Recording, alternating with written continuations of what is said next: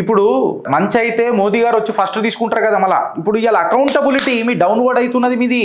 You are responsible and you are accountable as a prime minister of this nation. ప్రతిసారి ధర్మేంద్ర ప్రధాన్ మీద కూడా action తీసుకోనికి మీకు చేతనైతలేదు కదా. ఒక అసంతృప్తి అయ్యా నాకు ఈయనతోని 10 మంచి పని చేసి ఇది ఒక్కటెందుకు మోదీజీ? ఈ అసంతృప్తి 9ని డామినేట్ చేసేటట్టు అవుతుందిగా. విద్యార్థుల మనసుల తీవ్రమైన గాయాలు ఏడికేనైతుంది మోదీజీ అని చెప్పి నేను మాట్లాడుతున్నా. ఇవాళ ధర్మేంద్ర ప్రధాన్ని నేను అడుగుతున్నా, ఐఐటి ని రంగంలోకి దింపిర్రనంటే డ్యామేజ్ అయినట్టే కదా బ్రదర్. డ్యామేజ్ కంట్రోల్ చేయనికనే కదా మీరు దించింది. ఇవాళ ఐఐటి ఒక టెక్నికల్ రెస్క్యూ ఆపరేషన్స్ మొదలెట్టిర్రనంటే క్రైసిస్ అనేది ఆల్రెడీ చాలా సీరియస్గా ఉన్నట్టు కదా. ఐఐటి మద్రాస్ వాళ్ళని ఎక్స్పర్ట్స్ని, ఐఐటి కాన్పూర్ నుంచి ఎక్స్పర్ట్స్ని ఈ టెక్నికల్ గ్లిచెస్ని ఫిక్స్ చేయడానికి దించిర్రు అని అంటే ఈ సిస్టమ్ ఫంక్షనింగ్ అనేది వెనకటికి స్మూత్ లేదు, ఇప్పుడు కూడా స్మూత్ లేదనే కదా. మళ్ళీ గడ్డి వీకనికి ధర్మేంద్ర ప్రధాన్ ఇది లాంచ్ చేసిండా?